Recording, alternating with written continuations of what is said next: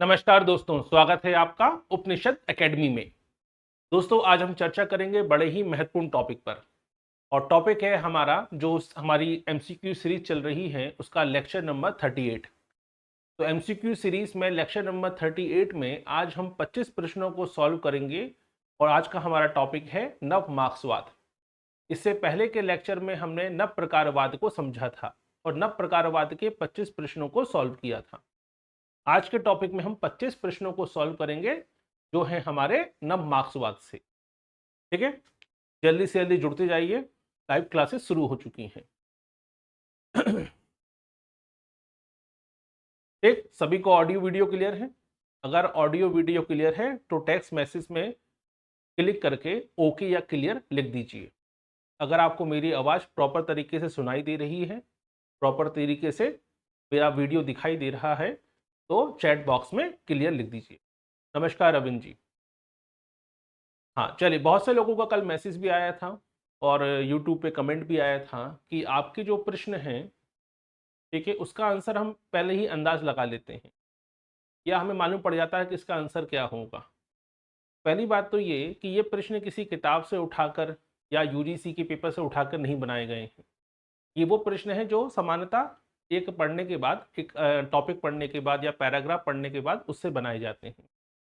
दूसरा, हमारा एमसीक्यू कराने का पर्पस ये नहीं है कि ये क्वेश्चन कर लीजिए, ये पेपर में आएगा, नहीं। एमसीक्यू कराने का पर्पस ये है कि आपको एक सब्जेक्ट के बारे में, एक टॉपिक के बारे में पूरी समझ विकसित हो जाए। अगर हम 25 एमसीक्यू करते हैं नव मार्क्सवाद से, तो इन 25 क्वेश्चनों का उद्देश्य ये नहीं है कि पेपर इसी में से आ जाएगा या यही क्वेश्चन आ जाएगा, नहीं। नव मार्क्सवाद को लेकर जो आम समझ होनी चाहिए, एक कहीं ना कहीं कॉन्सेप्ट क्लियर होना चाहिए, ये कराना हमारा पर्पस है कि भाई एक अवधारणा स्पष्ट हो जाए, उस अवधारणा से किस प्रकार के प्रश्न बन सकते हैं ये क्लियर हो जाए। ना कि ये कहना कि इसमें से ही प्रश्न आएगा, 5000 क्वेश्चन कर लीजिए, 5000 में से ही 150 क्वेश्चन आ जाएंगे, ऐसा कोई पर्पस नहीं। टेस्ट सीरीज के दो पर्पस होते हैं। कुछ लोग टेस्ट सीरीज चलाते हैं गारंटी देकर कि हमारे पेपर में से पेपर आएगा। हम टेस्ट सीरीज चला रहे हैं ताकि आपका सिलेबस पूरा कवर हो जाए, यानी केवल टेस्ट सीरीज सॉल्व करके ही आप कहीं ना कहीं एक समझ विकसित कर लें पूरे पाठ्यक्रम की। ठीक है। तो इसका मकसद ये नहीं है कि आपको तो पहले ही हिंट मिल गया, आपका तो हम पैटर्न समझ चुके हैं, इसका आंसर तो सी ही होगा, इसका आंसर तो बी ही होगा। बी होगा, सी होगा, महत्वपूर्ण वो नहीं है। महत्वपूर्ण है कि इसके अंदर छुपे हुए कॉन्सेप्ट आपको क्लियर हो रहे हैं कि नहीं हो रहे हैं। क्लियर? चलिए, तो शुरुआत करते हैं। नव मार्क्सवाद से जुड़े हुए 25 प्रश्नों को सॉल्व करने का प्रयास करेंगे। और पहला प्रश्न आपके सामने आ रहा है। पहला प्रश्न देखिए, आपके सामने स्क्रीन पर है। नव मार्क्सवाद पारंपरिक मार्क्सवाद के आर्थिक निर्धारणवाद को किस आधार पर चुनौती देता है? अब पारंपरिक मार्क्सवाद कौन सा, जो एंजल्स और कार्ल मार्क्स का मार्क्सवाद है। इसे चुनौती देता हुआ नव मार्क्सवाद आर्थिक निर्धारणवाद, हम सब जानते हैं मार्क्स के विचारों का मूल आधार है आर्थिक निर्धारणवाद। इसको चुनौती देता है, वो किस आधार पर देता है? ये मानता है कि अर्थव्यवस्था का समाज में कोई स्थान नहीं है। ये तर्क देता है कि संस्कृति, राजनीति, शिक्षा, विचारधारा स्वतंत्र रूप से समाज को प्रभावित करते हैं। ये हिंसक क्रांति को ही एकमात्र विकल्प मानता है। ये राज्य को पूरी तरह से पूंजीपतियों की कठपुतली घोषित करता है। तो बताइए, किस रूप में नव मार्क्सवाद मार्क्सवाद की आर्थिक निर्धारणवाद की आलोचना करता है? तो मार्क्स का जो आर्थिक निर्धारणवाद का विचार है, वो ये कहता है कि हर चीज के पीछे, हर घटना के पीछे, हर परिवर्तन के पीछे, ठीक है, मूल कारण आर्थिक होता है। लेकिन नव मार्क्सवाद कहता है नहीं, ऐसा नहीं है। कला का, धर्म का, संस्कृति का, राजनीति का भी बड़ा महत्वपूर्ण योगदान होता है। तो अगर आपने पढ़ा होगा अधिसंरचना और अधोसंरचना, पढ़ा है ना कि भाई मूल संरचना होती है और एक अधिसंरचना होती है। तो दोनों, ऐसा नहीं है कि केवल एक ही संरचना एक दूसरे को प्रभावित करती है, दोनों ही एक दूसरे को प्रभावित करती हैं। तो केवल आर्थिक निर्धारणवाद के अंतर्गत आर्थिक कारकों को ही अहम स्थान देना, इस बात की आलोचना करता है नव मार्क्सवाद। और ऐसा भी नहीं है कि वो आर्थिक कारक को नकारता है, ऐसा नहीं है कि वो आर्थिक पहलुओं को नकार देता है, नहीं। आर्थिक पहलुओं के साथ साथ कला, संस्कृति, धर्म, शिक्षा के भूमिका को भी स्वीकार करता है। कौन? नव मार्क्सवाद। यानी सही आंसर क्या होगा? Option number B. अब बहुत से लोग कहेंगे कि सर ये तो स्टेटमेंट बड़ा था, हमें पहले समझ में आ गया। स्टेटमेंट बड़ा है छोटा है महत्वपूर्ण वो नहीं था, महत्वपूर्ण था आर्थिक निर्धारणवाद को लेकर नव मार्क्सवाद और मार्क्सवाद की सोच क्या है, ये आपको स्पष्ट करना है इस प्रश्न के माध्यम से। इसका आंसर बी है कि सी है, और बी है लंबा स्टेटमेंट है, तो हमने तो पैटर्न समझ लिया है। आपके प्रश्नों में लंबे स्टेटमेंट होते हैं, वही आंसर होते हैं, तो आपके पैटर्न समझने का मुझे कोई फर्क नहीं पड़ने वाला। मेरा पर्पस है कि आपको नव मार्क्सवाद और मार्क्सवाद के बीच में मूल अंतर क्या है ये समझाना। ठीक है, अगला क्वेश्चन। हॉवर्ड मार्क्यूस के अनुसार आधुनिक पूंजीवादी समाज में झूठी आवश्यकताएं, फॉल्स नीड पैदा करने का मुख्य परिणाम क्या होता है? अब ध्यान से समझिए प्रश्न को। प्रश्न क्या है? अब यहाँ पे दो प्रश्न छुपे हुए हैं प्रश्न के अंदर ही, दो और क्वेश्चन आ सकते हैं कि झूठी आवश्यकता की बात जब होती है, फॉल्स नीड की जब बात आती है, तो ये विचार किसने दिया है? हॉवर्ड मार्क्यूस ने दिया है। दूसरा, हॉवर्ड मार्क्यूस कौन है? नव मार्क्सवादी विचारकों में से एक हैं, और इनकी बड़ी फेमस किताब आई थी हॉवर्ड मार्क्यूस की 1964 में। किताब का नाम था वन डायमेंशनल मैन। एग्जाम में क्वेश्चन आ सकता है कि वन डायमेंशनल मैन कब पब्लिश हुई? 1964 में पब्लिश हुई। वन डायमेंशनल मैन पुस्तक के लेखक कौन है? हॉवर्ड मार्क्यूस है। क्लियर? तो ऐसे क्वेश्चन बन सकते हैं। हॉवर्ड मार्क्यूस किस विचारधारा से संबंधित है? नव मार्क्सवादी विचारधारा से संबंधित। अब प्रश्न यह है कि आधुनिक पूंजीवादी समाज में झूठी आवश्यकताएं पैदा करने का परिणाम क्या होता है? ठीक है, पहला, वर्ग चेतना तीव्र हो जाती है, समाज में हिंसक क्रांति का मार्ग प्रशस्त होता है, मनुष्य एक विमयी बन जाता है, और राज्य पूरी तरह से कल्याणकारी बन जाता है। तो अभी मैंने किताब का नाम बताया आपको, one dimensional man. Howard Marcus की बड़ी फेमस किताबों में से एक है, 1964 में किताब आई थी। तो होता क्या है, आजकल वर्तमान की पूंजीवादी समाज में हम सबकी सोच एक जैसी होती जा रही है, फैशन को लेकर, कला को लेकर, फिल्मों को लेकर, ओटीटी को लेकर, ठीक है, सिनेमा को लेकर। दुनिया भर में एक कॉमन सोच डेवलप होती जा रही है। यानी अगर फोन है, मोबाइल होना चाहिए तो आईफोन होना चाहिए, बाकी कंपनियों के मोबाइल किसी काम के नहीं है। आईफोन को ही हमने सिंबल मान लिया, ठीक है, परफेक्ट होने का। हमने एसयूवी को ही कार माना है, उससे नीचे की गाड़ियों को हमने कार मानना ही बंद कर दिया। ये जो सोच होती है हमारी कि एक ही चीज को ही टारगेट लेके चलना, अपनी पूरी दुनिया को एक ही चीजों में ही समेट लेना, दुनिया भर के लोगों की जो कल्पनाशीलता है, सोच है, क्रिएटिविटी है, उसे खत्म करके केवल एक विचार का पीछे पड़ जाना, एक विचार को ही महत्व देना, ये पूंजीवाद ने पैदा किया है। आज आप देखिए कार का मतलब क्या हो गया है। अब पहले कारें का मतलब छोटी मोटी सारी कारें, चार पहिए वाली गाड़ी को कार कहते थे, लेकिन आजकल लोग क्या कहते हैं? एसयूवी को ही कार कहते हैं। खरीदेंगे तो एसयूवी खरीदेंगे, उधार लेके खरीदेंगे, लेकिन खरीदेंगे एसयूवी। क्यों? क्योंकि आपने उसी को कार मान लिया है। यानी यही होता है पूंजीवादी समाज में, आपको झूठी आवश्यकताएं पैदा की जाती हैं कि आपके पास बंगला तो होना चाहिए कम से कम, अच्छा बड़ा 4 BHK 3 BHK घर होना चाहिए, बड़ा घर होना चाहिए, ठीक है, बैंक बैलेंस होना चाहिए, घर में ये संसाधन होने चाहिए, चाहे इस्तेमाल हो या ना हो। आईफोन तो होना ही चाहिए, भले इस्तेमाल करना आता है या ना आता हो। तो आपको झूठी आवश्यकताएं पैदा की गई और एक कॉमन सोच में डेवलप कर दिया गया। इसी को कहते हैं वन डायमेंशनल मैन।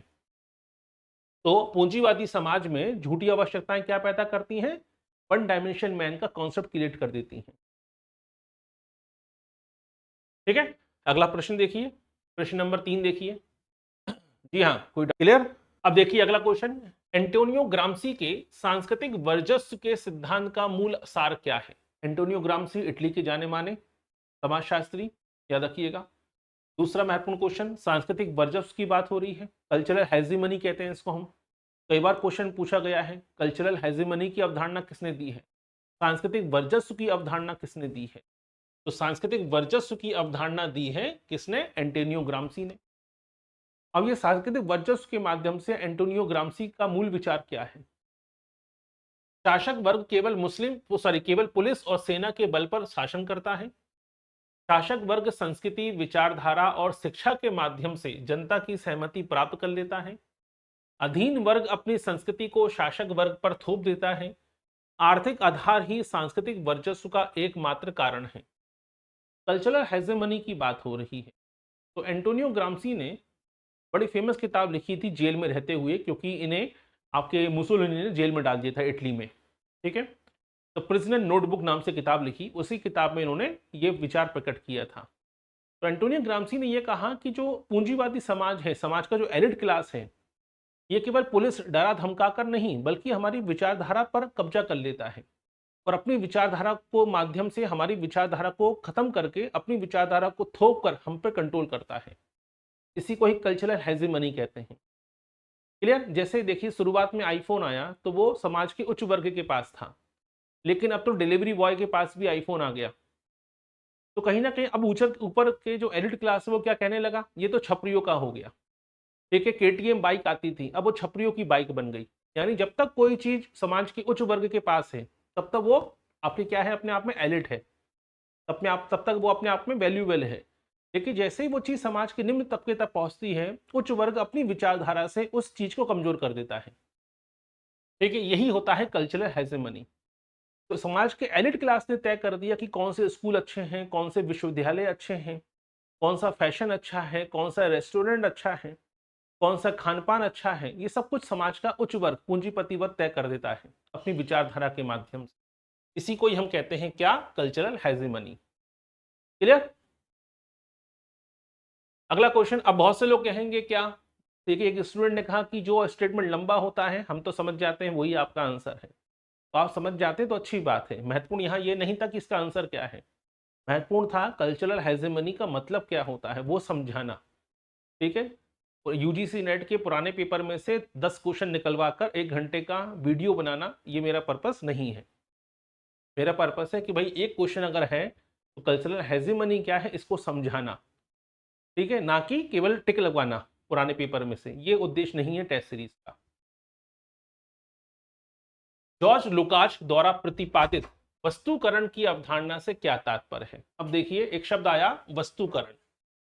ठीक है, अब वस्तुकरण को लेकर कार्ल मार्क्स ने भी विचार प्रकट किए हैं, जॉर्ज लुकाच ने भी विचार प्रकट किए हैं। तो पहला क्वेश्चन तो यहीं से बनता है, जॉर्ज लुकाच की बात हो रही है, नव मार्क्सवादी विचारकों में से एक है। अब जॉर्ज लुकाच द्वारा प्रतिपादित वस्तुकरण की अवधारणा से क्या तात्पर्य है। महत्वपूर्ण यहां पर है कि कार्ल मार्क्स ने भी वस्तुकरण की बात करी है, कमोडिफिकेशन की बात करी है, याद रखिएगा। और यहां पर भी जॉर्ज लुकास ने भी वस्तुकरण की बात करी है। लेकिन नव मार्क्सवादी होने के बावजूद भी कहीं ना कहीं इस अवधारणा के संदर्भ में मार्क्स और जॉर्ज लुकास के विचार दोनों में सेम है। ठीक है, मार्क्स ने भी यही कहा था कि पूंजीपति क्या करते हैं, हर चीज को व्यावसायिक बना देते हैं। हमारी आस्था को, हमारे खान पान से लेकर हर चीज से, हमारी भावनाओं से लेकर हर चीज को क्या कर देते हैं, आपको उसका कमोडिफिकेशन कर देते हैं। ठीक उसी प्रकार क्या होता है, तो पूंजीपति मानवीय संबंधों को और मनुष्यों की वस्तुओं की तरह देखते हैं।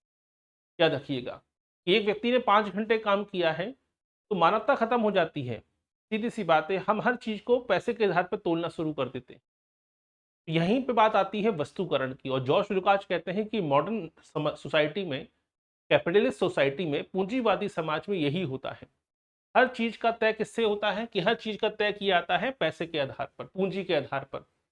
ठीक है, हर चीज को वस्तु कर बना, कमोडिफिकेशन कर दिया जाता है।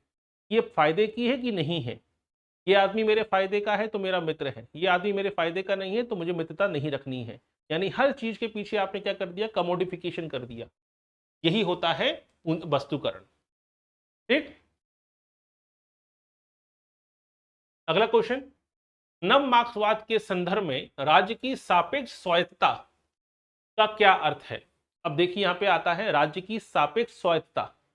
ये राज्य की सापेक्ष स्वायत्तता का मतलब क्या होता है, पहला इस कॉन्सेप्ट को समझना जरूरी है। क्योंकि नव मार्क्सवाद अगर आपने पढ़ा है और आपने केवल बेसिक पढ़ लिया है और आपने अरिहंत पब्लिकेशन के या पुराने पेपर या यूथ कंपटीशन के जो आपके डेटाबेस क्वेश्चन हैं उन्हीं को सॉल्व कर लिया है, तो ऐसे क्वेश्चन वहां देखने को नहीं मिलेंगे। क्योंकि आपकी आदत हो चुकी है जो 5000 क्वेश्चन, 4000 क्वेश्चन वाली PYQ वाली किताबें होती हैं, उसके बने बनाए क्वेश्चनों को बार बार पढ़ना, यही आपकी आदत बन चुकी है। नए प्रश्न बनाना आपने करना ही शुरू नहीं किया अभी तक, कि हम जो टॉपिक पढ़ते हैं उससे क्या क्वेश्चन बन सकते हैं, वो महत्वपूर्ण है। तो भाई, राज्य की सापेक्ष स्वायत्तता का मतलब क्या होता है। ऑप्शन नंबर ए, राज्य पूंजीपतियों का आज्ञाकारी और पूर्ण कठपुतली औजार है। राज्य पूरी तरह से निष्पक्ष है, उसका पूंजीवाद से कोई लेना देना नहीं है। राज्य का झुकाव पूंजीवाद की ओर है, लेकिन वे कुछ हद तक स्वतंत्र होकर सामाजिक कल्याणकारी कानून भी बना सकता है। राज्य केवल सामाजिक आंदोलन द्वारा नियंत्रित होता है। अब थोड़ा सा पीछे जाइए, राज्य को लेकर कार्ल मार्क्स का विचार क्या था। कार्ल मार्क्स राज्य विहीन समाज की बात करते हैं। राज्य को वो किसके रूप में देखते हैं? राज्य को वो पूंजीपतियों की कठपुतली की तरह देखते हैं। ये मार्क्सवाद का विचार है। तो क्या नव मार्क्सवाद का विचार भी यही है? नहीं। नव मार्क्सवाद मार्क्सवाद के इस विचार की बात नहीं करता, वो राज्य विहीन समाज की कल्पना नहीं करता नव मार्क्सवाद, बल्कि वो बैलेंस बनाने की बात करता है, और यही बैलेंस चल रहा है वर्तमान में। आज देखिए दुनिया भर की सरकारों में, खासकर भारत में, ये नव मार्क्सवाद का ये विचार काफी प्रभावी हो चुका है। वो कैसे? तो पहली बात तो नव मार्क्सवाद ये नहीं कहता कि पूंजीपतियों की कठपुतली है, ऐसा नहीं है। और ये भी नहीं कहता कि राज्य पूरी तरह से निष्पक्ष है, बल्कि अब क्या हो गया है, अब राज्य क्या करता है, चोरी छुपे तो पूंजीपतियों के लिए काम करता है और दिखावे के लिए आम जनता के लिए काम करता है। यानी पूंजीपतियों के लिए जमीनें दी जा रही हैं, ठीक है, उनके लोन माफ हो जाते हैं अरबों रुपए के, और आम आदमी को अकाउंट में 1000 रुपए डाल देंगे, लाडली बहना योजना। या आम आदमी की, आपके प्रधानमंत्री जो किसान सम्मान निधि के नाम पर 6000 रुपए डाल दिए जाएंगे किसानों के खाते में, 80,000 लोगों को मुफ्त अनाज बांट दिया जाएगा। यानी राज्य दोनों काम कर रहा है। राज्य कैसे काम कर रहा है? उसका झुकाव तो पूंजीवाद की तरफ है, लेकिन वो कुछ हद तक क्या कर रहा है, सोशल वेलफेयर स्कीम चलाकर कहीं ना कहीं समाज जो असंतोष है उसको दबाने की कोशिश भी करता है। यानी जनता को इतना थोड़ा बहुत टुकड़े देते रहो, टुकड़ों पे पालते रहो। ये विचार है किसका? नव मार्क्सवादियों का, कि काम तो हम किसके लिए करेंगे? पूंजीपतियों के लिए।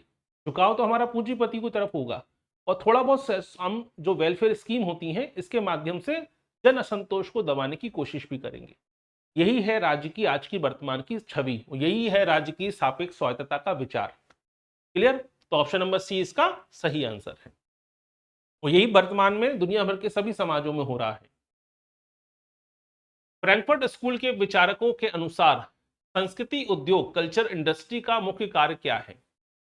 ठीक है, 1937 में एक बड़ा महत्वपूर्ण निबंध लिखा गया। ठीक है, एडोर्नो होकाइमर, इन दो लोगों का नाम बड़ा फेमस है कल्चरल इंडस्ट्री के बारे में। तो संस्कृति उद्योग क्या होता है, इसका काम क्या होता है? तो यह फ्रैंकफर्ट स्कूल के द्वारा प्रतिपादित या फ्रैंकफर्ट स्कूल की विचारधारा से निकली एक अवधारणा है, कल्चरल इंडस्ट्री। ठीक है, उच्च कला और साहित्य को बढ़ावा देना, जनमानस को नियंत्रित करना, मजदूरों में वास्तविक वर्ग चेतना का विकास करना, लोक संस्कृति का संरक्षण करना। कल्चरल इंडस्ट्री करती क्या है? यह बड़ा महत्वपूर्ण विचार है। 1937 में निबंध लिखा गया था, उसके बाद यह अवधारणा काफी प्रचलित हुई और वर्तमान में यही हो रहा है। कल्चरल इंडस्ट्री के माध्यम से आपको समाज की मुख्य समस्याओं से दूर रखा जाता है। लोगों का ध्यान उन चीजों में उलझा के रख दो जो उनका कोई वास्ता ही नहीं है।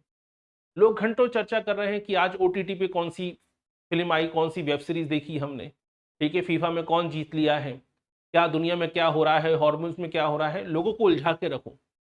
तो कल्चरल इंडस्ट्री के माध्यम से लोगों को आईफोन का नया फोन लॉन्च कर दो, नई फिल्में लॉन्च कर दो, नई वेब सीरीज लॉन्च कर दो, नई गाड़ी लॉन्च कर दो।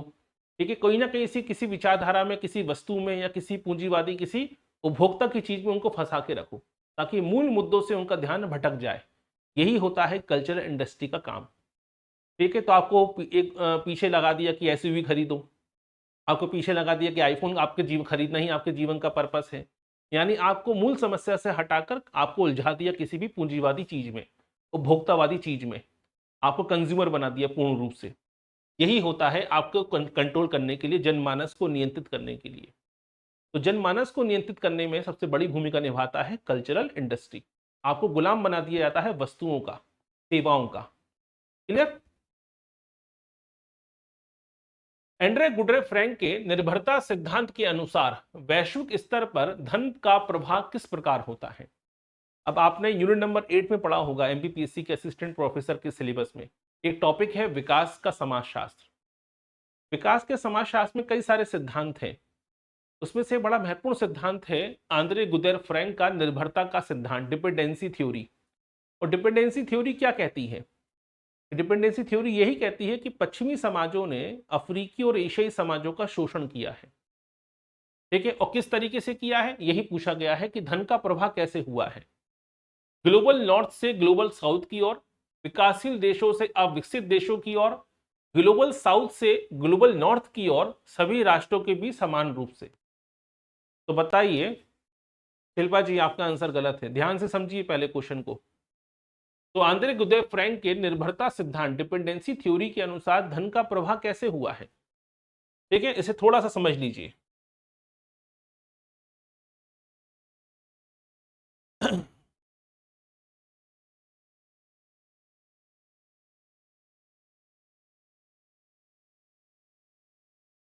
ठीक है, ये तो पढ़ा होगा आपने, 0 डिग्री विषुवत रेखा होती है।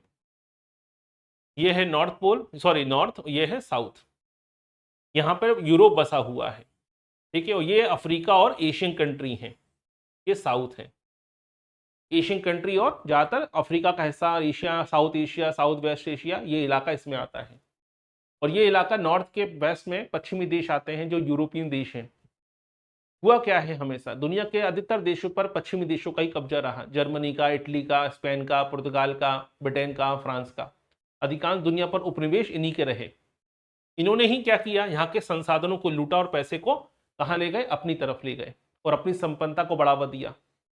यानी यूरोप की संपत्ति किस पर टिकी हुई है, अफ्रीका और एशिया से लूटे गए संसाधनों पर टिकी हुई थी। यानी कुल मिलाकर आंद्रे गुदेव फ्रैंक क्या कहते हैं कि निर्भरता सिद्धांत में हुआ क्या, निर्भरता सिद्धांत में पैसा कहां गया, ग्लोबल साउथ से ग्लोबल नॉर्थ की तरफ गया। क्लियर? तो सही आंसर क्या होगा, ऑप्शन नंबर सी। तो इसके लिए थोड़ा सा ज्योग्राफी को पढ़ना पड़ेगा। अगला क्वेश्चन है, लुई अल्थुजर के अनुसार निम्नलिखित में से कौन सा संस्थान वैचारिक राजतंत्र ISA का हिस्सा है? ये क्वेश्चन हम कई बार कर चुके हैं। लुई अल्थुजर जाने माने नव मार्क्सवादी विचारकों में से एक हैं। इनके दो बड़े महत्वपूर्ण विचार हैं, एक तो क्या है आपका ISA और एक है RSA। ISA मतलब आपके ideological apparatus, sorry ideological state apparatus, और RSA मतलब क्या होता है, रिग्रेसिव स्टेट अपार्टस। दो बड़े महत्वपूर्ण विचार दिए हैं किसने, आपके उपकरण राज्य की अवधारणा और वैचारिक राज्य की अवधारणा। ये लुई अल्थुजर का मूल विचार है। आपसे क्वेश्चन पूछा गया है ISA, तो लुई अल्थुजर के अनुसार ISA का हिस्सा क्या है, सेना और पुलिस, न्यायालय और जेल, विद्यालय, मीडिया और धार्मिक संस्थान, सरकारी प्रशासनिक अधिकारी। ठीक है प्रदीप जी, बहुत सही सही आंसर लगाया आपने। देखिए ISA का मतलब क्या है और RSA का मतलब क्या है। लुई अल्थुजर कहते हैं कि परंपरागत समाजों में क्या होता था, समाज को नियंत्रित करने के लिए, जनमानस को नियंत्रित करने के लिए पुलिस का, सेना का, जेल का, न्यायालय का, प्रशासनिक अधिकारियों का इस्तेमाल होता था। तो ये सब किसकी विशेषता थी, RSA की। लेकिन वर्तमान में ऐसा नहीं है। वर्तमान में जनमानस को, आम आदमी को, आम लोगों को कंट्रोल करने के लिए राज्य क्या करता है, राज्य विद्यालय का, मीडिया का और धार्मिक संस्थानों का इस्तेमाल करता है। तो राज्य जानता है कि हमारी एक समय के बाद हमारी बात कोई नहीं सुनेगा, मुख्यमंत्री की, प्रधानमंत्री की, नेताओं की। तो उन्होंने बाबा खड़े कर दिए। आजकल हर जगह पे, हर शहर में, हर राज्य में एक एक बाबा खड़ा कर दिया, साधु संत खड़े कर दिए। हमारी नहीं सुनोगे, इनकी तो सुनोगे। तो धार्मिक संस्थाओं की भूमिका खड़ी कर दी गई। 24 घंटे एक मीडिया खड़ा कर दिया गया जो सरकार के विचारों को आप तक पहुंचाता है।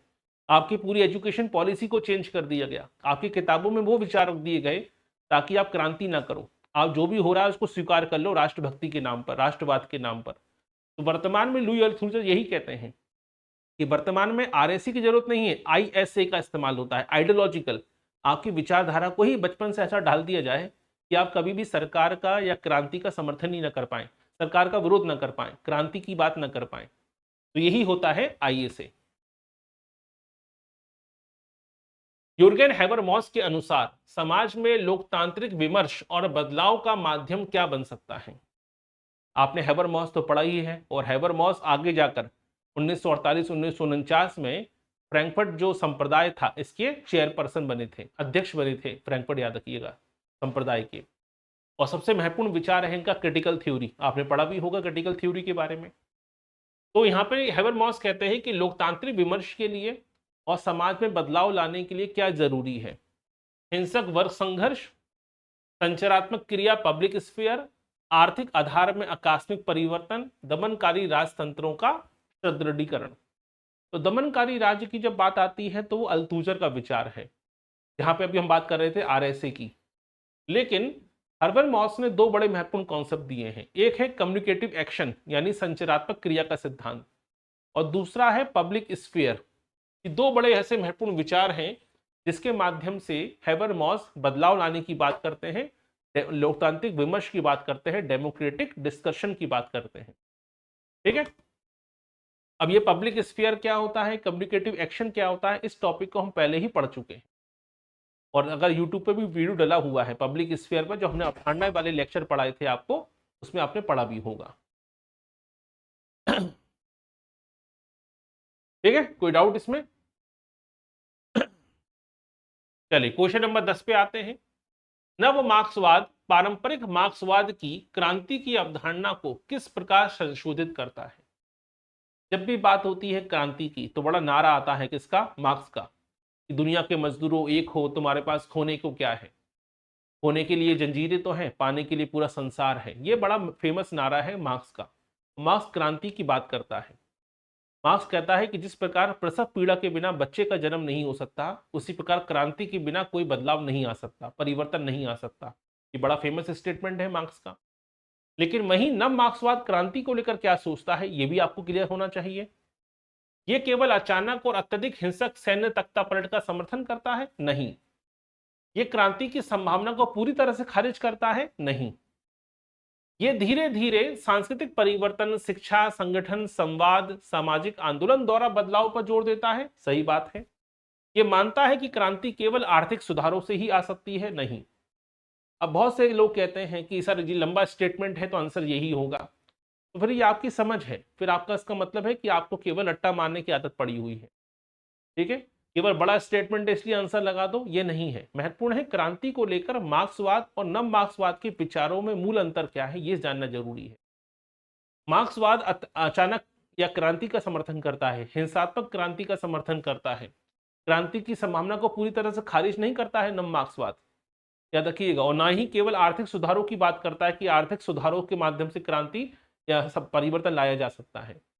नव मार्क्सवाद आर्थिक कारकों के साथ साथ सांस्कृतिक परिवर्तन, शिक्षा, संवाद, डिस्कशन, हर बात पर जोर देता है परिवर्तन लाने के लिए, ना कि क्रांति करने की बात करता है, ना कि हिंसात्मक होने की बात करता है। ठीक है, अगला क्वेश्चन। नव मार्क्सवाद पारंपरिक मार्क्सवाद आर्थिक नियतिवाद को पूरी तरह से स्वीकार नहीं करता।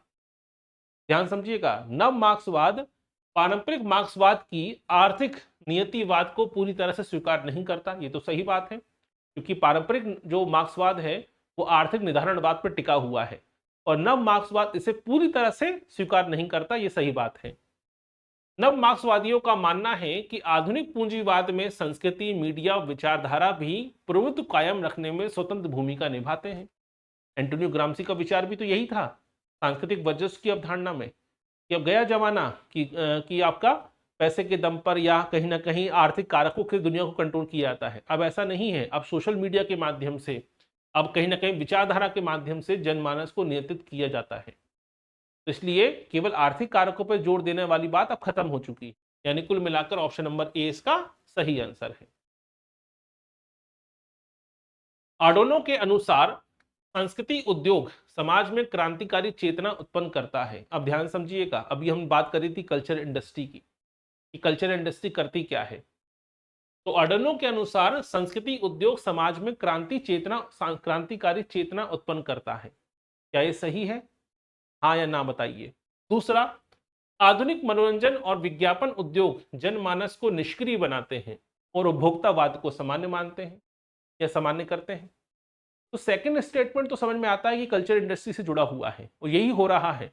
हमें बताया जा रहा है कि हमें क्या खाना है। आजकल देखिए लोग ब्रॉडकास्ट सुनने लगे हैं, कोई भी आलतू फालतू आदमी आकर ब्रॉडकास्ट पर कुछ भी बोल रहा है कि ये खा लो, ये ना खाओ, पंपकिन सीड खा लो, ये वजन इससे बढ़ता है, डायबिटीज से बढ़ती है, रोटी मत खाओ, कुछ भी आके कोई भी ज्ञान देने लगा है। और लोग ब्रॉडकास्ट के बेसिस पर अपने खान पान को तय कर रहे हैं, सामान खरीद रहे हैं।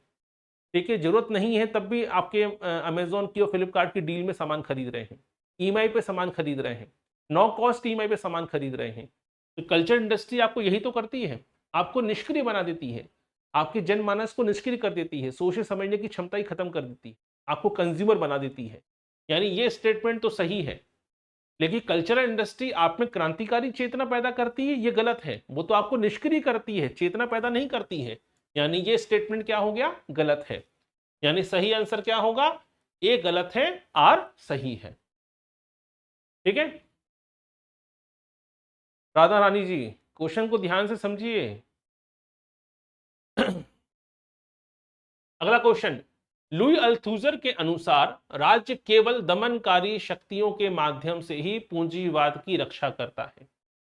अभी हम बात कर रहे थे अल्थूजर की, तो अल्थूजर ने दो बातों पे फोकस किया, आरएसए और आईएसए, दमनकारी राजतंत्र और वैचारिक राजतंत्र। पढ़ा होगा ना आपने, दोनों कॉन्सेप्ट हैं।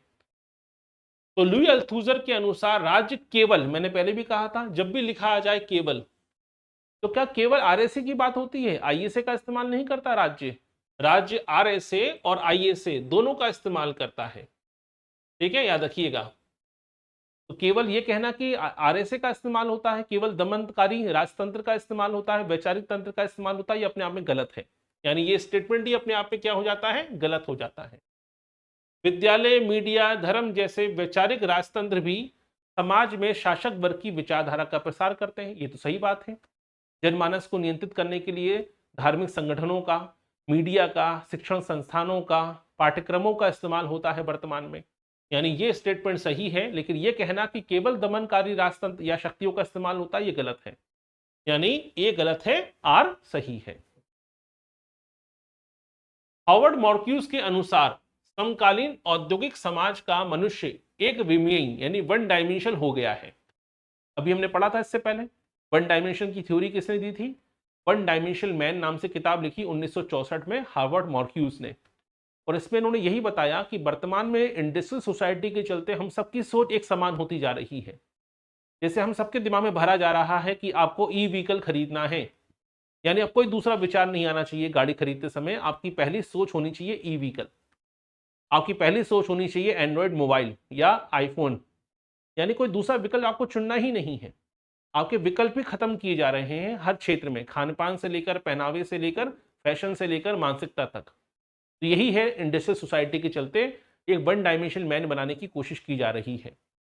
पूंजीवादी व्यवस्था ने उपभोक्ताओं के भीतर कृत्रिम और झूठी आवश्यकताएं पैदा की हैं, जिससे उनकी आलोचनात्मक सोच समाप्त हो चुकी है।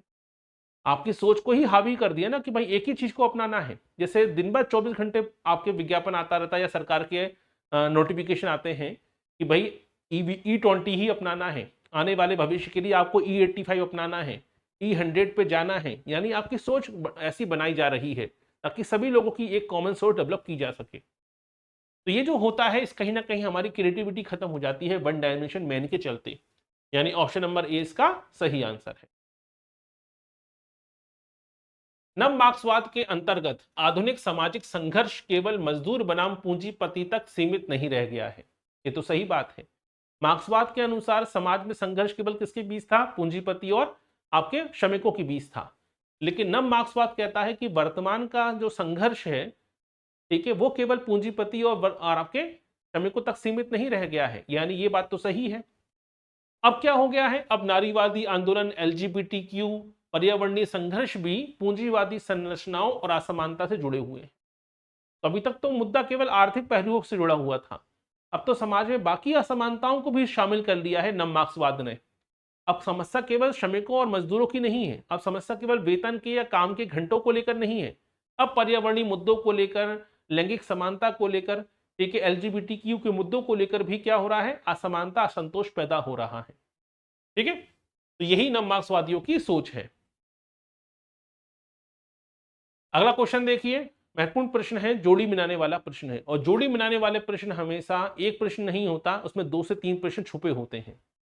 ठीक है, सांस्कृतिक वर्चस्व, कल्चरल हेजेमनी की अवधारणा। तो कल्चरल हेजेमनी की अवधारणा किसने दी थी? एंटोनियो ग्राम्सी ने दी है। तो आपका आंसर हो गया ए का 3। संरचनात्मक क्रिया, कम्युनिकेटिव एक्शन की बात होती है, पब्लिक स्फीयर की बात होती है, किसका नाम आएगा? हैबरमॉस का नाम आएगा। तो बी का क्या हो गया? हैबरमॉस कहां पर है? नंबर 4 पर। कल्चरल इंडस्ट्री, कल्चरल इंडस्ट्री की जब बात आती है, 2 लोगों के नाम आते हैं, एडोनो और होकाइमर। ठीक है, तो आंसर क्या आएगा? कल्चरल हेजेमनी की बात होती, सॉरी, कल्चरल इंडस्ट्री की बात होती है एडोनो। और फिर आता है आईएसए, आईएसए और आरएसए, 2 तंत्र की बात करी है लुई अल्थूजन ने। तो आंसर क्या आएगा? 1। 3 4 2 1। तो सही आंसर क्या होगा? 3 4 2 1, ऑप्शन नंबर बी इसका सही आंसर है। अगला क्वेश्चन, अब देखिए सिद्धांत से प्रश्न पूछा गया है, फिर से जोड़ी मिलाने वाला क्वेश्चन है। तो अभी आपको 4 अवधारणाएं क्लियर हो गई होंगी। 4 अवधारणाएं किसने क्या दी, अब 4 नई अवधारणाएं क्वेश्चन पूछा गया है। होकाइमर की बात आती है, होकाइमर किससे जुड़े हुए हैं, निर्भरता सिद्धांत से जुड़े हैं? नहीं, निर्भरता सिद्धांत से कौन जुड़े हैं, आपके आंद्रे गुदेव फ्रैंक जुड़े हुए हैं, यानी ये तो हो गया सी। ठीक है, हाँ, होकाइमर की बात आती है तो होकाइमर को आलोचनात्मक सिद्धांत का जनक कहा जाता है। याद रखिएगा, यहां से बड़ा महत्वपूर्ण प्रश्न है। वैसे तो हम सब कहते हैं क्रिटिकल थ्योरी की जब बात आती है तो वो फ्रैंकफर्ट संप्रदाय के द्वारा डेवलप की गई थी। क्रिटिकल थ्योरी आपने पढ़ा भी होगा, आलोचनात्मक सिद्धांत। और क्रिटिकल थ्योरी जब बात आती है तो फ्रैंकफर्ट स्कूल या फ्रैंकफर्ट संप्रदाय के साथ साथ सबसे बड़ा नाम आता है हेवरमॉस का। हेवरमॉस भी क्रिटिकल थ्योरी के समर्थक हैं। लेकिन ये क्रिटिकल थ्योरी डेवलप किसने करी है, ये डेवलप करी है होकाइमर ने। यानी सही आंसर क्या हो गया, 1 का 2। ठीक है, जॉर्ज लुकास की बात आती है। जॉर्ज लुकास ने वस्तुकरण और वर्ग चेतना की बात करी थी, अभी हमने पढ़ा भी था इसके बारे में। और आपके हॉवर्ड मॉर्क्यूस ने बात करी है वन डायमेंशनल मैन, 1964 में किताब आई थी। ठीक है, तो आंसर क्या हो गया, 2 4 1 3। सही आंसर क्या होगा, 2 4 1 3। ऑप्शन नंबर ए इसका सही आंसर है। अगला क्वेश्चन, फ्रैंकफर्ट स्कूल के विकास और संबंधित संस्थाओं के संदर्भ में सुमेलिखित कीजिए। जब भी आप नव मार्क्सवाद की बात आती है तो फ्रैंकफर्ट संप्रदाय का नाम आएगा ही आएगा। तो फ्रैंकफर्ट स्कूल के बारे में आपको कुछ बेसिक जानकारियां होनी चाहिए। तो इंस्टीट्यूट फॉर सोशल रिसर्च की स्थापना, ट्रेडिशन एंड क्रिटिकल थ्योरी का प्रकाशन, वन डायमेंशनल मैन का प्रकाशन और फ्रैंकफर्ट विश्वविद्यालय, इसको लेकर जोड़ी बनाने वाला प्रश्न है ये अपने आप में। तो इंस्टीट्यूट ऑफ सोशल रिसर्च की स्थापना कब हुई थी, इसकी स्थापना हुई थी 1923 में, यानी ए का क्या हो गया, ए का हो गया 2। Tradition and critical theory develop कब हुई थी, ये क्वेश्चन पूछा जाता है, ये आई थी 1937 में, यानी बी का 3। वन डायमेंशनल मैन कब आई थी, हॉवर्ड मॉर्क्यूस की किताब का नाम है, 1964 में, यानी सी का हो गया 1। और डी क्या है, फ्रैंकफर्ट विश्वविद्यालय क्या है, अपने आप में संस्थान का मूल स्थान है जहां पर इसी विश्वविद्यालय में फ्रैंकफर्ट संप्रदाय स्थापित किया गया था, यानी 2 3 1 4। तो सही आंसर क्या होगा, 2 3 1 4, ऑप्शन नंबर डी। अगला क्वेश्चन, संघर्ष और नव मार्क्सवाद की व्याख्या की बात हो रही है, क्योंकि नव मार्क्सवाद ने क्या कहा कि अब संघर्ष केवल पूंजीपति और श्रमिकों के बीच का नहीं है, समाज में कई सारे संघर्ष पैदा हो चुके हैं। तो पर्यावरणीय संघर्ष की जब बात आती है तो पर्यावरणीय संघर्ष में क्या होता है, ठीक है, तो पर्यावरणीय संघर्ष का मतलब क्या हुआ, क्योंकि पूंजीपतियों ने बड़े पैमाने पर क्या किया, औद्योगिक विकास के चलते पर्यावरण का नाश कर दिया। भारत में भी यही हो रहा है, आज देख रहे हैं आप। ठीक है, हसदेव के जंगल की बात करिए आपके छत्तीसगढ़ में, या असम की बात करें, 5000 एकड़ के जंगल दे दिए गए केवल 1 रुपए के भाव पर, 1 रुपए एकड़ के भाव पर। तो ये कई बार हो रहा है वर्तमान में। अभी वर्तमान में देखिए अंडमान निकोबार का मुद्दा उठ के आया है कि 90,000 करोड़ का इन्वेस्टमेंट किया जाएगा वहां पर, ठीक है, अंडमान निकोबार आइलैंड्स पर। तो ये सब क्या है, ये सब अपने पर्यावरणीय संघर्ष को पैदा करते हैं। तो पर्यावरणीय संघर्ष का मतलब क्या हुआ, पूंजीवादी औद्योगिक विकास के द्वारा प्रकृति को होने वाला विनाश। उपनिवेशवाद विरोधी संघर्ष, उपनिवेशवाद विरोधी संघर्ष किसके बीच पैदा हुआ, कि जब हम देखते हैं कि उपनिवेशवाद के चलते पश्चिम के देशों ने अफ्रीका और एशियाई देशों को लूटा, ठीक है, आर्थिक दोहन किया। सांस्कृतिक वर्चस्व, सांस्कृतिक वर्चस्व कैसे होता है, सांस्कृतिक वर्चस्व विरोधी, ठीक है, तो वो सांस्कृतिक वर्चस्व कैसे स्थापित होता है, हमने पढ़ा था एंटोनियो ग्राम्सी का विचार है कल्चरल हेजेमनी। तो सांस्कृतिक वर्चस्व स्थापित किया जाता है मीडिया के द्वारा, शिक्षण संस्थानों के द्वारा, और आज इसी मीडिया में, इसी शिक्षण संस्थानों में सुधार की मांग उठ रही है। यही होता है सांस्कृतिक वर्चस्व विरोधी, ठीक है, आंदोलन या कहीं ना कहीं संघर्ष। ये हो गया 3 और डी का हो गया 4, 2 1 3 4। तो सही आंसर क्या होगा, 2 1 3 4, ऑप्शन नंबर डी इसका सही आंसर है। फिर से देखिए जोड़ी बनाने वाला प्रश्न है, पारंपरिक मार्क्सवाद, नव मार्क्सवाद, लुई अल्थूजर और हैबरमॉस, तो 2 विचारधाराएं और 2 व्यक्तियों के नाम लिखे हुए हैं। पारंपरिक मार्क्सवाद क्या कहता है, ठीक है, पारंपरिक मार्क्सवाद यह कहता है कि जो राज्य है वो पूरी तरह से क्या है, ठीक है, विशुद्ध रूप से पूंजीपतियों का औजार है। ये पारंपरिक मार्क्सवाद की सोच थी, यानी ए का क्या हो गया 3। नव मार्क्सवाद कहता है कि नहीं, पूरी तरह से कठपुतली नहीं है, कुछ मामलों में ऑटोनॉमस भी है, स्वायत्त भी है, कल्याणकारी काम भी करता है राज्य। लुई अल्थुजर कौन है? लुई अल्थुजर कहते हैं कि दमनकारी और वैचारिक राजतंत्र की बात करते हैं, और हैबरमॉस बात करते हैं पब्लिक स्फीयर की। ठीक है, यानी सही आंसर क्या हुआ? 3-1-4-2। तो 3-1-4-2 ऑप्शन नंबर सी इसका सही आंसर है। प्रसिद्ध निबंध ट्रेडिशनल एंड क्रिटिकल थ्योरी 1937 में निम्नलिखित में से किसके द्वारा लिखा गया जिसने आलोचनात्मक सिद्धांत की नींव रखी? अब देखिए यहाँ पे दो क्वेश्चन है। पहली बात तो किताब का नाम मालूम होना चाहिए, किताब के लेखक कौन है, आलोचनात्मक सिद्धांत के जनक कौन है, और किताब कब पब्लिश हुई थी। ये तीन बातें जुड़ी हुई हैं इस प्रश्न में। तो ट्रेडिशनल एंड कल्चरल थ्योरी कब आई? 1937 में आई। आलोचनात्मक सिद्धांत के जनक कौन है? जो जनक है उन्होंने ये किताब लिखी है, निबंध के रूप में लिखा गया था इसे। ऑडोनो, होकाइमर, लुई अल्थुजर और एंटोनियो ग्राम्सी। सही आंसर क्या है? होकाइमर। अगला क्वेश्चन, वन डायमेंशन मैन नामक पुस्तक के लेखक कौन है जिसमें आधुनिक उपभोक्तावादी समाज की तीखी आलोचना की गई है? तो वन डायमेंशन मैन इतनी बार हम चर्चा कर चुके हैं, अब तो याद हो गया होगा। 1964 में ये किताब आई थी। आंसर इसके लेखक कौन है? Harvard Marcus.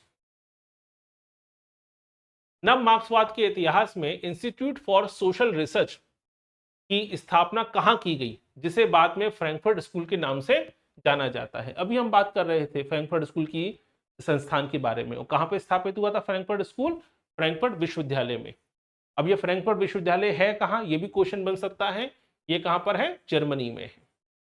ठीक है, कहां पर है? जर्मनी। बड़ा जाना माना शहर है, आर्थिक राजधानी के रूप में देखा जाता है जर्मनी की फ्रैंकफर्ट शहर को। आइडियोलॉजी स्टेट अपार्टस की अवधारणा प्रतिपादित करने वाले संरचनात्मक मार्क्सवादी लेखक कौन है? अभी हम चर्चा कर चुके हैं कई बार आईएसए और आरएसए की। तो आईएसए और आरएसए का विचार किसने दिया था? यह विचार प्रकट किया है लुई अल्थुजर ने। अब ये डेटाबेस क्वेश्चन है, लेकिन डेटाबेस क्वेश्चन होने के साथ साथ इसमें कई सारे कॉन्सेप्ट छुपे होते हैं। तो बहुत से लोग क्या करेंगे, लुई आईएसए की पढ़ के रट्टा मार लिया, ठीक है, यूथ कंपटीशन की किताब में या कोई पब्लिकेशन की किताब में पेपर सॉल्व कर लिया, लेकिन ये कभी जानेंगे नहीं कि आईएसए का मतलब क्या होता है, आईएसए की अवधारणा है क्या, और आईएसए की अवधारणा आरएसए की अवधारणा से कितनी अलग है। अगर आपने इतना गहराई में जाकर नहीं पढ़ा है तो केवल पेपर सॉल्व कर लेने से काम नहीं चलेगा। ठीक है, कम्युनिकेटिव एक्शन और पब्लिक स्फीयर के माध्यम से नव मार्क्सवादी चिंतन को आगे बढ़ाने वाले आधुनिक समाजशास्त्री कौन हैं? अभी हम चर्चा कर चुके हैं कम्युनिकेटिव एक्शन की विचारधारा और पब्लिक स्फीयर की विचारधारा किसने दी है? ये विचारधारा दी है हैबरमॉस ने। ठीक है, तो सही आंसर क्या है? यूर्गन हैबरमॉस। और पब्लिक स्फीयर क्या होता है और आपके कम्युनिकेटिव एक्शन क्या होता है, अगर इसको डिटेल से देखना है तो यूट्यूब पे हमारा वीडियो डला हुआ है, दोनों अवधारणाओं को हमने डिटेल में समझाया हुआ है कि पब्लिक स्फीयर क्या होता है। ठीक है, पुराने समय में आप देखिएगा, पहले कॉफ़ी हाउस होते थे जहाँ पे आम लोग बुद्धिजीवी बैठते थे, डिस्कशन होता था सामाजिक मुद्दों पर या राजनीतिक मुद्दों पर, तो एक आम राय बनाने की कोशिश होती थी। आजकल की पब्लिक स्फीयर खत्म हो चुके हैं। अब आजकल नया ट्रेंड आ गया है सोशल मीडिया। ठीक है, किसी भी चीज़ को क्या कर दो, आप ट्वीट कर दो, उसको लाइम उसमें ट्रेंड बना दो। तो आजकल पब्लिक स्फीयर का क्षेत्र खत्म हो चुका है। लोग अब लोग कॉफ़ी हाउस का मतलब होता है आपके स्टारबक्स में जाकर फोटो खिंचाना, जबकि पहले ब्रिटिश शासन के समय जो भारत में जाने माने कॉफ़ी हाउस थे, ईरानी कैफ़े होते थे, ठीक है, आपके कॉफ़ी इंडियन कॉफ़ी हाउस होते थे, वहाँ पर बुद्धिजीवी बैठते थे और राजनीतिक सामाजिक मुद्दों पर अपने विचार प्रकट करते थे। उसे कहते हैं पब्लिक स्फीयर। तो यही चीज़ें डेमोक्रेसी को मजबूत करती हैं। ये किसका मानना है? हैबरमॉस का मानना था। तो ये विचार किसने दिया? हैबरमॉस ने दिया है। ठीक है, क्लियर है यहाँ तक? चलिए, तो ये था आज के हमारे 25 प्रश्न जो हमने नव मार्क्सवाद के टॉपिक से किए। तो इन प्रश्नों का उद्देश्य ये नहीं है कि पेपर इसी में से आएगा, नहीं। हमारा पर्पस है नव मार्क्सवाद को लेकर एक आम समझ डेवलप कर देना। ये वो टॉपिक है जो पढ़ते समय हमेशा कठिन लगते हैं। याद रखिए, आप कोई भी किताब उठाइए, उसमें 50 चीज़ें भर दी जाती हैं, लेकिन समझाया नहीं जाता एक एक कॉन्सेप्ट को। तो टेस्ट सीरीज कराने का पर्पस ये नहीं है कि पेपर इसी में से आएगा। बहुत से लोग कह रहे हैं कि आपके टेस्ट पेपर में हम अंदाज लगा देते हैं आंसर क्या होगा, हमें मालूम हो जाता है कि आंसर तो बी या सी में से एक ही होगा। मेरा पर्पस नहीं है आपका ऑप्शन क्या है और आपको सही ऑप्शन तक पहुंचाना पर्पस नहीं है। वो क्वेश्चन क्या है, उसकी अवधारणा क्या है, ये बताना पर्पस है, ताकि आपका रिवीजन हो जाए। यानी अगर आप 25 क्वेश्चन सॉल्व करें नव मार्क्सवाद से, तो नव मार्क्सवाद को लेकर आपकी एक समझ डेवलप हो जाए। क्लियर, ये पर्पस है, ना कि इसमें से ही पढ़ लो इसमें से पेपर आएगा, ऐसा कुछ उद्देश्य नहीं है। तो अगर आपको लगता है कि क्वेश्चन रिपीट हो रहे हैं, जैसे किसी ने स्टूडेंट ने मैसेज किया कि आपके क्वेश्चन रिपीट हो रहे हैं, मेरी टेस्ट सीरीज में 31 पेपर हैं, हर एक पेपर में 150 क्वेश्चन है सोशियोलॉजी के। अगर मैंने 10 यूनिट वाइज और 5 FLT डालता तो पेपर रिपीट नहीं होता, लेकिन अगर मैं आपको 4,500 और 5,000 क्वेश्चन दूंगा तो फिर तो क्वेश्चन रिपीट हो सकता है ना। स्वाभाविक सी बात है, इतनी समझ तो आप में होनी चाहिए सभी लोगों। तो बहुत से लोगों ने कहा कि आपके क्वेश्चन रिपीट हो जाते हैं। अगर मैं आपको केवल 1000 क्वेश्चन की प्रैक्टिस कराऊं पूरे पेपर में से 10 की 10 इकाइयों में से, तो कोई भी क्वेश्चन रिपीट नहीं होगा। लेकिन उससे हो क्या जाएगा, मेरा पर्पस है आपको ज़्यादा से ज़्यादा पेपर सॉल्व कराना। तो फिर 4 से 5,000 क्वेश्चन अगर आपको मैं सॉल्व कराऊंगा, ठीक है, और पर्टिकुलर सिलेबस में से, तो फिर कुछ क्वेश्चन रिपीट होने की संभावनाएं होती हैं। ठीक है। फिर भी अगर आप डिसअपॉइंट हैं, बहुत से लोगों ने कहा हम डिसअपॉइंट हो गए टेस्ट सीरीज से, तो फिर आप डिसअपॉइंट रहिए, फिर कोई मैं इसका समाधान नहीं कर सकता, क्योंकि मेरा आपका उद्देश्य अलग है। आपका उद्देश्य यह है कि हम टेस्ट सीरीज सॉल्व करें और पेपर इसी में से आ जाए, और मेरा उद्देश्य है कि आपका सिलेबस पूरा कवर हो जाए। टेस्ट सीरीज का पर्पस होता है रिवीजन पूरा कर लेना, कि टेस्ट सीरीज के पेपर सॉल्व करते करते ही हमारे पूरे सब्जेक्ट पे कमांड आ जाए। मेरा पर्पस ये है, मेरा पर्पस ये नहीं है कि पेपर इसी में से आएगा। ठीक है, पेपर सिलेक्शन तभी होगा जब आपकी पूरी 10 की 10 इकाइयाँ कवर होंगी, आपका फर्स्ट पेपर पूरा कवर होगा। ठीक है, चलिए, तो मुलाकात होगी आपसे अगले लेक्चर में, और अगले लेक्चर में हम चर्चा करेंगे एक नए टॉपिक पर। तो नव मार्क्सवाद और नव प्रकारवाद दोनों से जुड़े हुए 25-25 प्रश्न हम सॉल्व कर चुके हैं। अगले लेक्चर में चर्चा करेंगे एक नए टॉपिक पर। क्लियर, मुलाकात होगी आपसे अगले लेक्चर में, बने रहिए हमारे साथ। बहुत बहुत धन्यवाद।